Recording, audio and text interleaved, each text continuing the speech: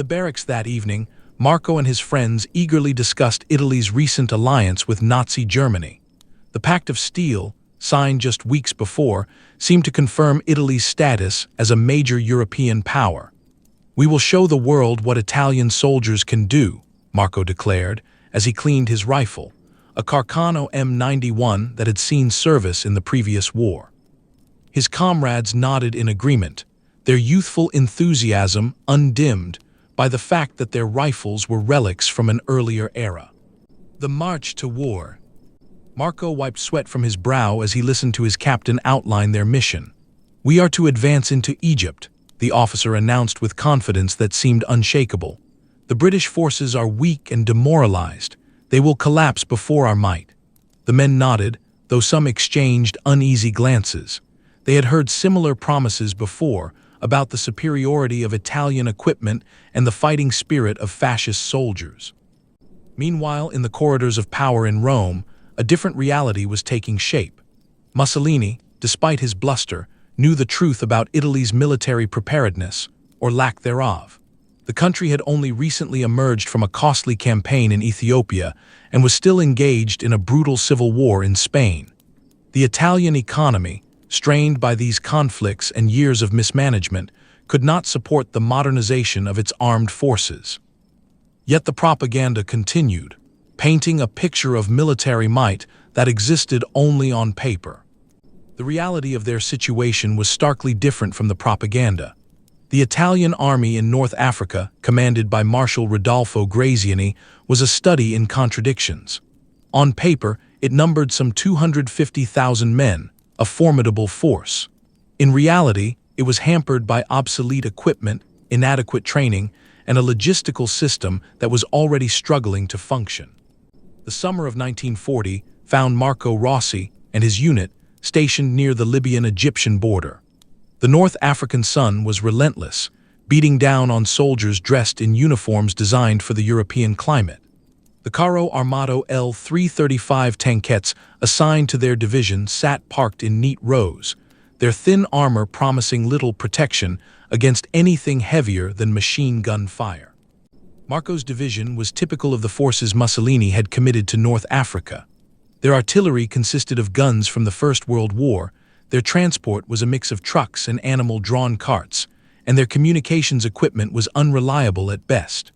The Carro Armato L-335 tanks that were supposed to provide armored support were little more than death traps, lightly armored, poorly armed with machine guns, and mechanically unreliable. On September 13, 1940, Marco and his comrades began their advance into Egypt. The initial progress was surprisingly good. The British forces, outnumbered and outgunned on paper, conducted a tactical withdrawal. By mid-September, the Italians had advanced some 60 miles into Egyptian territory, halting at the town of Sidi Barrani. In Rome, Mussolini declared a great victory, ordering celebrations throughout Italy. The propaganda machine went into overdrive, depicting the advance as a triumph of fascist will over British materialism. Marco and his comrades, however, knew the truth. Their advance had been slow and cautious, hampered by supply lines that stretched ever thinner across the desert. The British had not been defeated, they had simply withdrawn to more defensible positions. Within 3 days, the British had taken Sidi Barrani, capturing tens of thousands of Italian soldiers and vast quantities of equipment. Marco, along with what remained of his unit, was in full retreat, fleeing westward toward Libya. The dreams of empire had evaporated in the face of British firepower. The British, under the command of General Archibald Wavell, had been using the time bought by their tactical withdrawal to reinforce and resupply their forces. By December 1940, they were ready to strike back. The Italian positions at Sidi Barrani were about to be tested in a way that would expose the hollow core of Mussolini's military machine. The Italian resistance collapsed with shocking speed.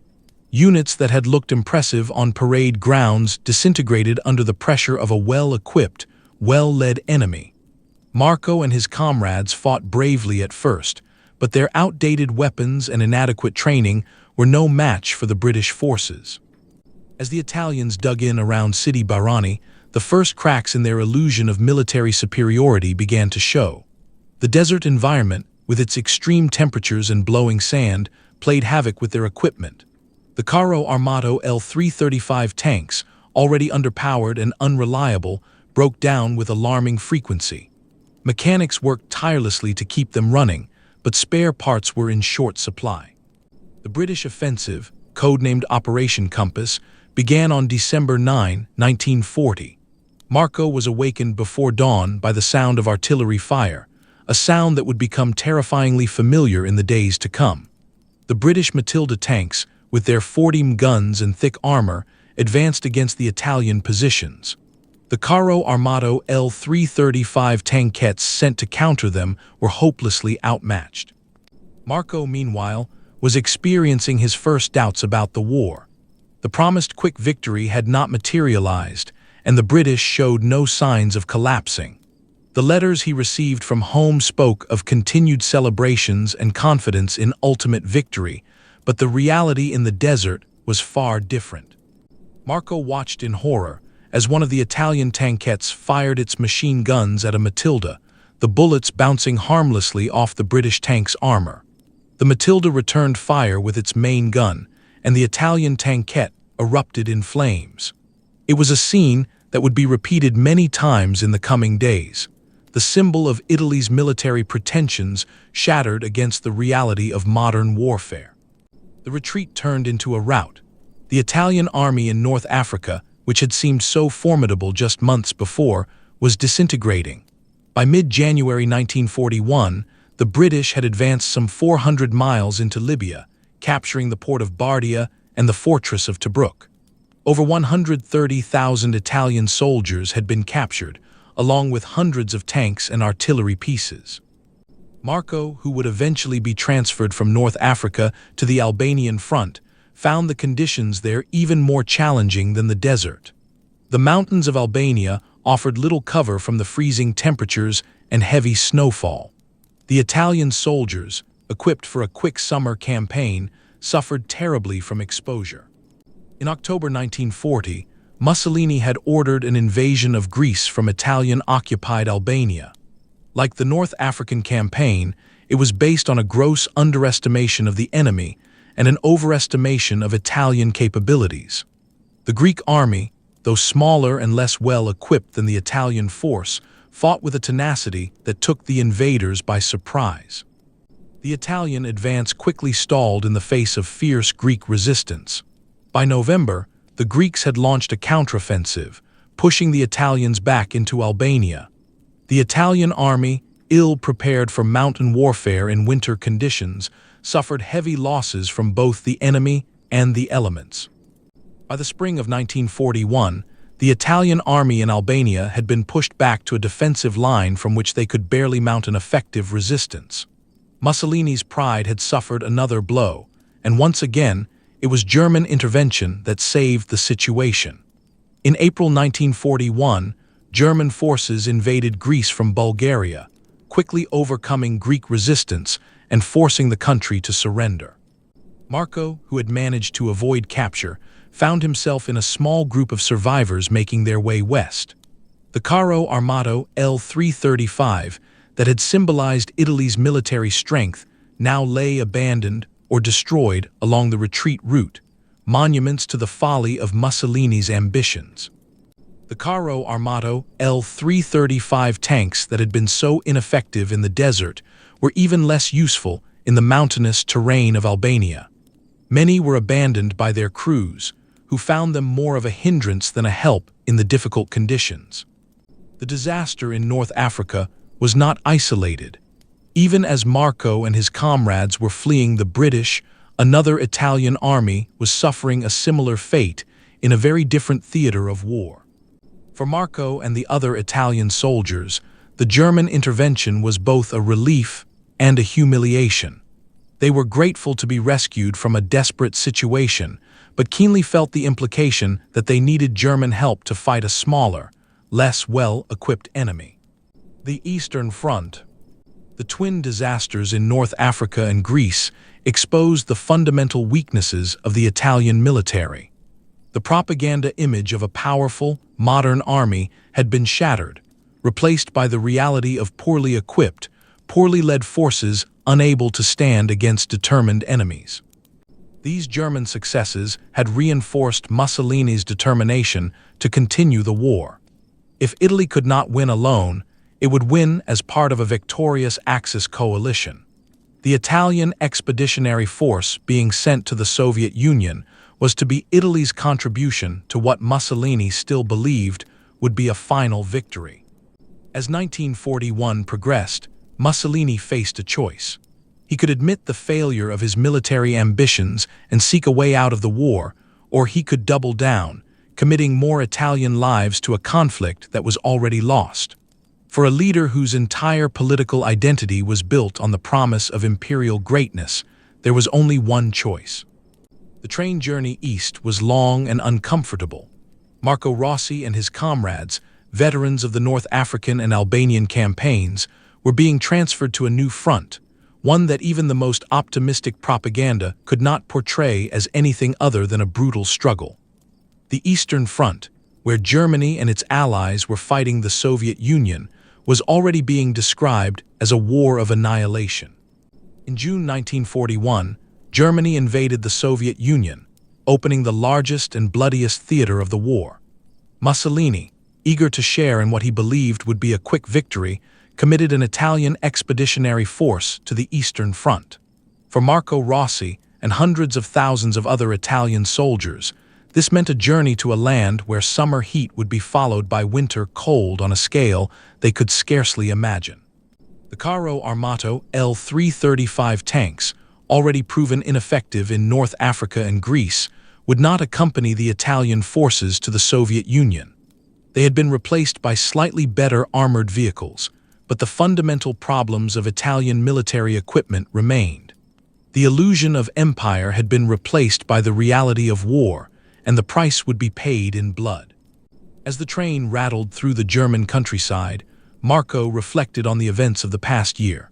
The disasters in North Africa and Greece had been followed by German intervention in both theaters. In North Africa, the arrival of General Erwin Rommel and the Afrika Korps had stabilized the situation, pushing the British back and restoring Italian control over parts of Libya. In Greece, German forces had quickly accomplished what the Italians could not, defeating the Greek army and forcing the country to surrender. Marco, who had survived the desert heat of North Africa and the mountain cold of Albania, found the Russian winter almost unbearable. The cold was a physical presence, seeping into his bones despite his attempts to stay warm. At night, the temperature dropped to 30 degrees Fahrenheit, and soldiers who fell asleep outside often never woke up. Despite these hardships, morale was initially high. The German advance into the Soviet Union seemed unstoppable, and it appeared that the war would be over before winter. Marco, like many of his comrades, believed that they would be home by Christmas, celebrating victory alongside their German allies. The summer of 1941 was hot and dusty, with temperatures often exceeding 100 degrees Fahrenheit. The Italian soldiers, many of whom had never experienced such heat, struggled to cope. Their uniforms, designed for temperate climates, were unsuitable for the extreme conditions. Water was scarce, and what little was available was often contaminated. The first snow fell in early November 1941. At first, it was a novelty for many of the Italian soldiers who had never seen snow before. But as the temperature plummeted and the snow continued to fall, the novelty wore off, replaced by a growing sense of dread. The train finally arrived at its destination in July 1941. Marco and his comrades found themselves in Ukraine, part of the Italian Expeditionary Corps in Russia, CSIR, under the command of General Giovanni Mess. The initial weeks on the Eastern Front were surprisingly quiet. The Italian forces were assigned to a sector of the front that saw relatively little action, allowing them time to acclimate to the new environment. As autumn gave way to winter, however, the situation began to change. The German advance slowed, then stalled, as the Soviet Union mobilized its vast resources and the harsh Russian winter set in. The Italian forces, unprepared for the extreme cold, began to suffer. The Italian soldiers were not equipped for winter warfare. Their uniforms were thin, their boots not insulated, and there were not enough winter coats to go around. The logistical system, already strained, broke down completely in the snow and ice, leaving the soldiers without adequate food, ammunition, or medical supplies. The Italian forces participated in several successful operations during the summer and autumn of 1941, capturing territory and Soviet prisoners with relative ease. These successes reinforced the illusion that the war was going well and that the Soviet Union was on the verge of collapse. In January 1942, Marco's unit was attacked by Soviet forces near the town of Krasnoy. The Italians, outnumbered and outgunned, put up a fierce resistance but were eventually forced to retreat. Marco, who had been manning a machine gun post, was separated from his unit during the withdrawal. Finally, after a week of wandering, they reached Italian lines. Marco was immediately evacuated to a field hospital where doctors amputated both of his feet to prevent the spread of gangrene. The war, for Marco Rossi, was over. As the winter of 1941-1942 wore on, the Italian forces on the Eastern Front were reduced to a desperate struggle for survival. The focus was no longer on fighting the enemy, but on staying alive in the face of extreme cold, hunger, and disease. The Italian High Command, recognizing the severity of the situation, belatedly attempted to provide winter clothing and equipment. But it was too little, too late. The supply lines, stretched across hundreds of miles of snow-covered territory, could not deliver what was needed. For 3 days, Marco wandered alone in the snow, trying to avoid Soviet patrols and find his way back to Italian lines. He survived by eating snow and whatever scraps of food he could find. His feet, already frostbitten, grew worse with each passing day. The Soviet forces, well adapted to the winter conditions and equipped with appropriate clothing and weapons, began to launch counteroffensives. The Italian positions, held by weakened and demoralized troops, were vulnerable to these attacks. On the 4th day, Marco stumbled upon a small group of Italian soldiers who had also been separated from their units. Together, they continued their journey, supporting each other as they limped through the snow. While Marco was recovering in a hospital in Italy, the situation on the Eastern Front continued to deteriorate. The Italian forces, along with their German and Hungarian allies, were pushed back by Soviet counteroffensives. By the spring of 1942, the front had stabilized, but the Italian army had suffered heavy losses.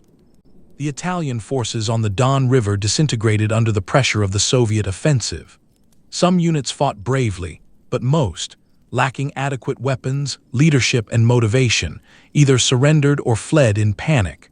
Within weeks, the entire Italian army in Russia had been destroyed, with over 100,000 soldiers killed, captured, or missing. The Soviet offensive, codenamed Operation Little Saturn, was designed to encircle and destroy the Italian forces. The Italian soldiers, already weakened by the previous winter's hardships and poorly equipped for the renewed fighting, stood little chance against the well-prepared Soviet forces. The summer of 1942 saw a renewed German offensive in the Soviet Union, with the Italian forces playing a supporting role. Initially, the offensive was successful, with the Axis forces advancing deep into Soviet territory.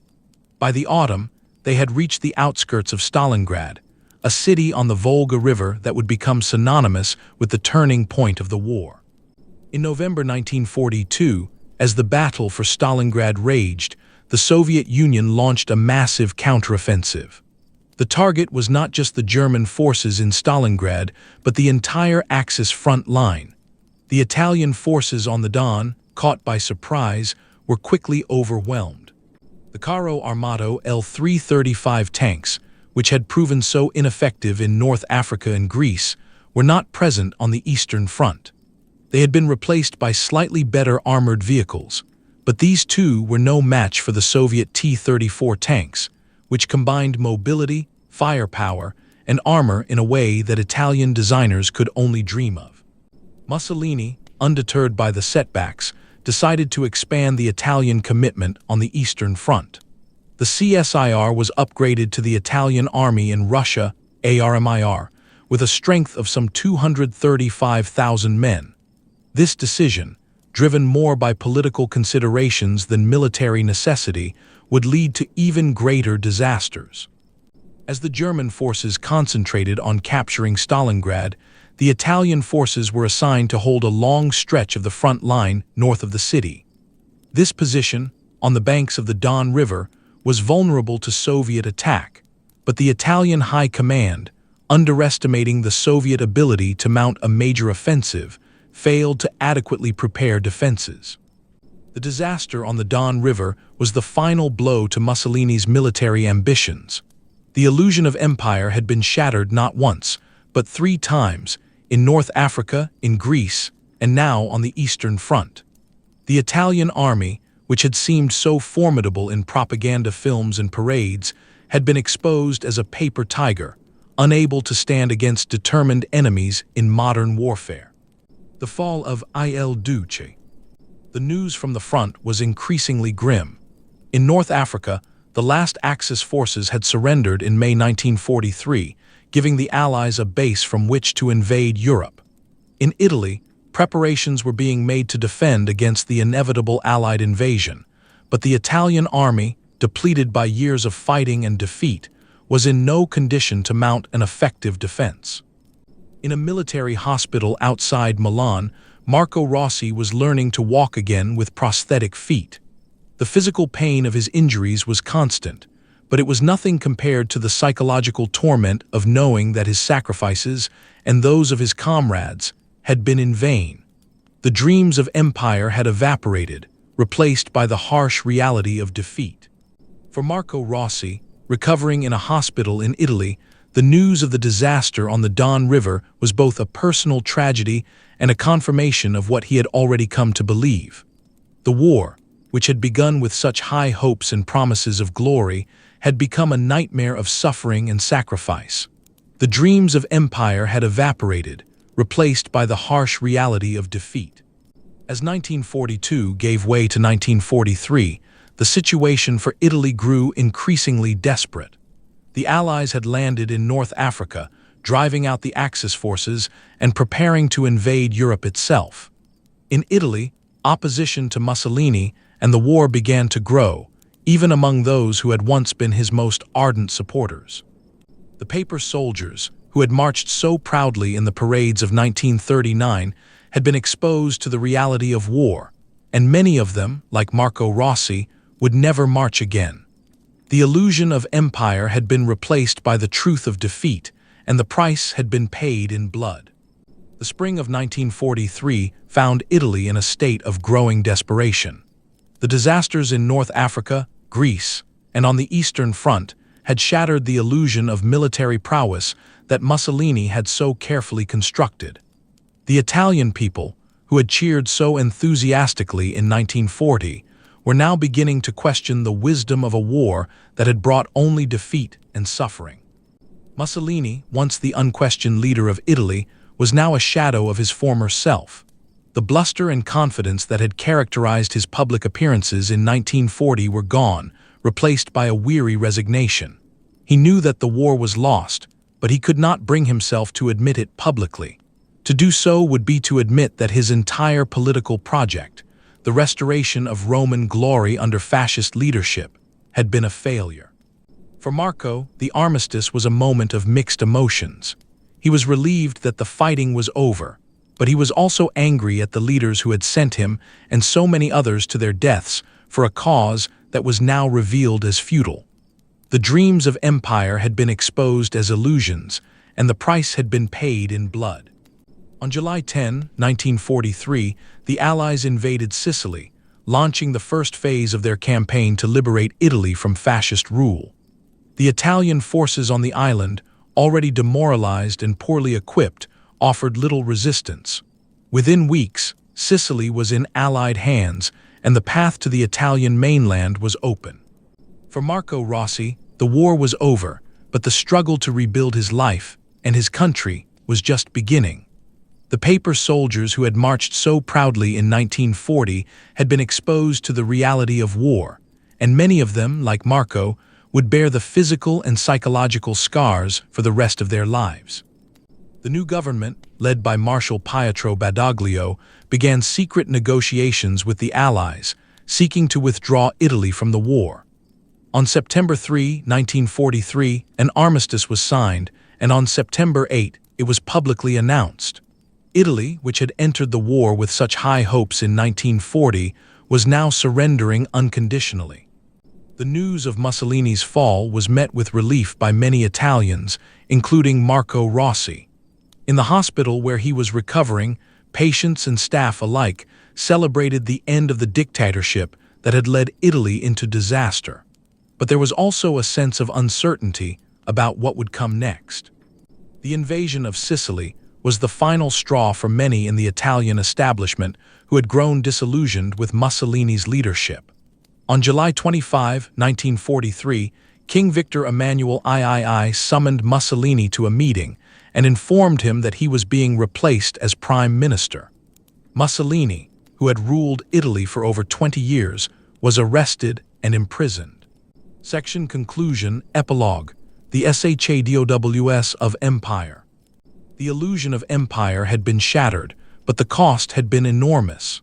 Hundreds of thousands of Italian soldiers had died, millions had been wounded or displaced, and the country itself was devastated.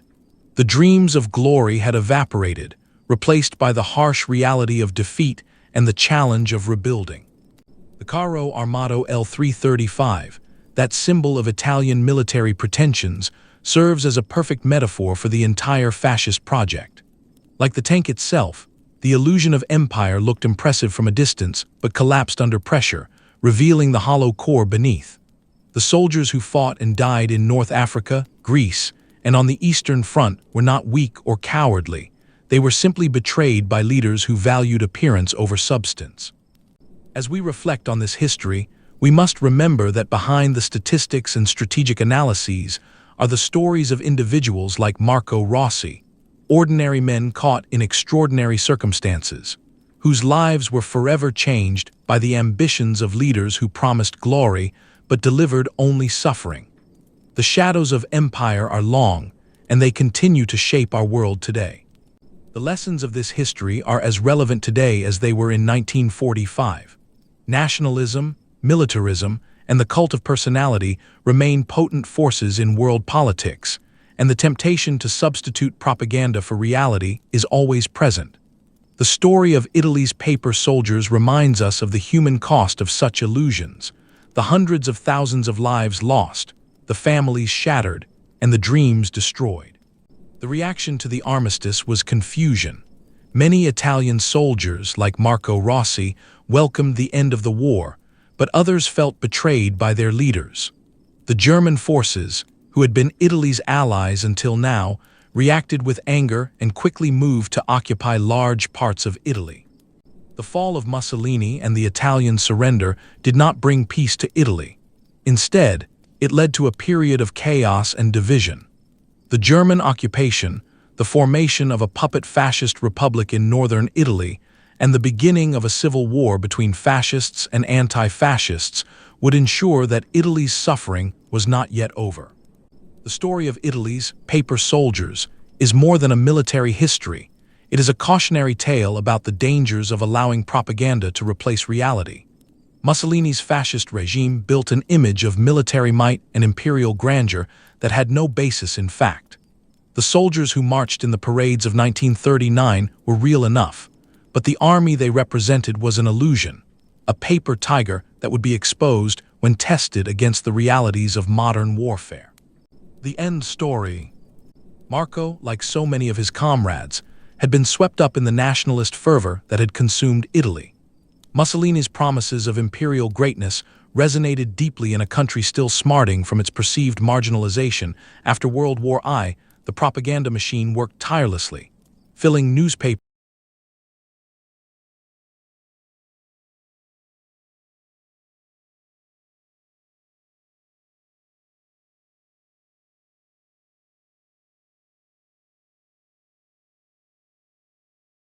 The Mediterranean sun beat down on the parade grounds of Rome in the spring of 1939.